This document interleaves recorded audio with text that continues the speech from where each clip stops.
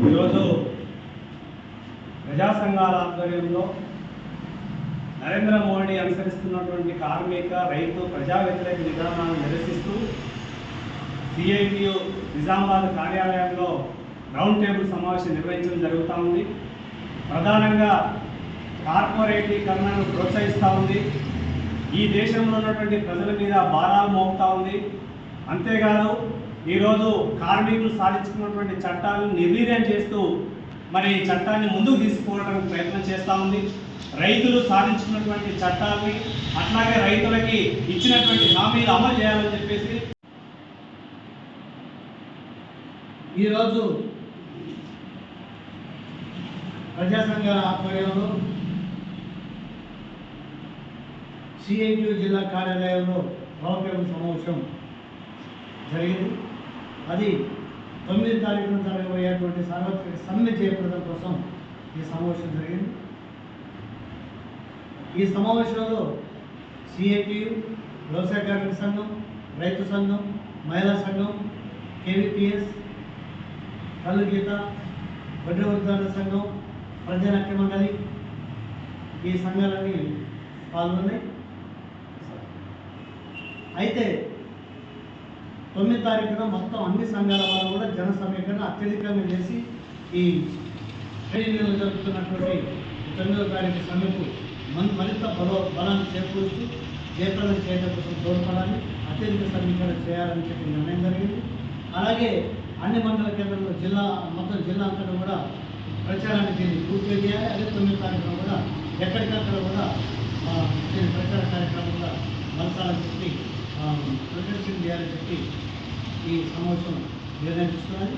ఈ విధంగా జిల్లాలో ఉన్నటువంటి అన్ని సంఘాలు, ఇతర ప్రజానీకం, ఇబ్బందులు పడుతున్నటువంటి ప్రజలు అందరూ కూడా రోడ్ల నుంచి రావాలి. ఎక్కడ ఎవరి ఆటంకాలను కూడా గట్టి చేయకుండా 9వ తారీఖు నాడు వేరేటువంటి సార్వత్రిక సమ్మెని జయప్రదం చేయాలని ఈ రౌండ్ టేబుల్ సమావేశం. జూలై 9న జరిగే సార్వత్రిక సమ్మెకు జయప్రదం కోసం ప్రజా సంఘాల ఆధ్వర్యంలో రౌండ్ టేబుల్ సమావేశం నిర్వహించడం జరిగింది. ముఖ్యంగా ఇందులో వచ్చిన ప్రజా సంఘాల నాయకులు జరగబోయే సార్వత్రిక సమ్మెలో ఎక్కడికక్కడ మండలాల వారీగా ప్రజా సంఘాల నాయకులు పాల్గొని విజయవంతం చేస్తామని చెప్పడం జరిగింది. కేంద్రంలో బీజేపీ అధికారం 3వసారి వచ్చిన తర్వాత దూకుడుగా వ్యవహరిస్తూ ఉంది. ఇవాళ ప్రైవేటీకరణకు యాజ్యం పోస్తూ ఉంది. అదేవిధంగా ఇవాళ ప్రైవేటీకరణకు యాజ్యం పోస్తూనే విద్య, వైద్యాన్ని కూడా పూర్తిగా ప్రైవేటీకరణ చేస్తూ ఉంది. ఇవాళ 4 లేబర్ కోడ్లను తీసుకొని వచ్చింది. ఈ 4 లేబర్ కోడ్లను రద్దుకై ఏదైతే ఇవాళ 29 చట్టాలు పునరుద్ధకై జరిగే జూలై 9 సార్వత్రిక సమ్మెలో కార్మికులు, ప్రజలు పాల్గొని విజయవంతం చేయాలనేదే రౌండ్ టేబుల్ నిర్ణయం చేయడం జరిగింది.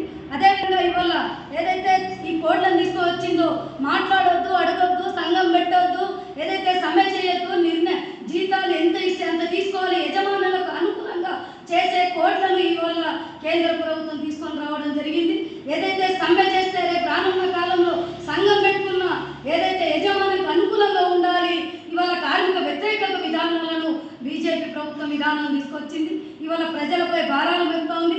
పెద్దలకేమో రాయితీలు ఇస్తూ ఉంది. గ్యాసు, పెట్రోల్, డీజిల్ ఇవాళ ధరల మీద ధరలు విపరీతంగా ప్రజలపై భారాలు మోపింది. ఏదైతే ఈ 29 చట్టాలను తీసుకొని రావడం జరిగిందో, ముఖ్యంగా త్యాగాలతోటి పోరాడి విజయం సాధించుకున్న ఈ చట్టాలను రద్దుకై ఇవాళ ఏదైతే ప్రయత్నం చేస్తూ ఉందో అదేవిధంగా 4 లేబర్ కోడ్లను రద్దు చేయాలనేదే ఇవాళ రౌండ్ టేబుల్ డిమాండ్ చేయడం జరుగుతూ ఉంది. దాంతోపాటు ఇవాళ 8 గంటల పని విధానాన్ని 12 గంటలు అమలు చేయాలని ఒక ప్రయత్నం చేస్తూ ఉంది బీజేపీ ప్రభుత్వం. దీన్ని వ్యతిరేకిస్తూ జరగబోయే ఏదైతే జూలై 9న జరిగే సార్వత్రిక సమ్మెలో ప్రజా సంఘాలు కూడా పాల్గొని విజయవంతం చేయాలనేది రౌండ్ టేబుల్గా నిర్ణయం చేయడం జరిగింది.